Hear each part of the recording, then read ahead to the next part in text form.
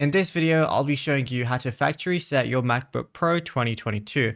It's a very simple method, so if you find this video helpful, be sure to drop a like and subscribe. Anyways, getting into it, what you want to go ahead and do once you're on your MacBook page is go to the top left where you're going to see your Apple icon. So go ahead and click on that and you're going to see a lot of different options here. So you just want to go over to System Settings like so. And it kind of works generally the same as however you would do it on an iPhone or something like that, if you've ever factory reset one of those.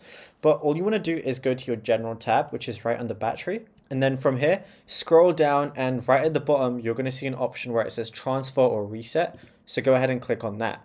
Now, what you want to do is you're going to see an option where it says Erase all content and settings.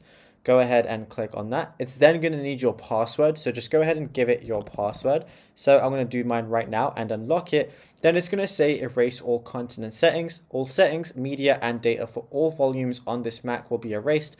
And it also shows the following items will also be removed.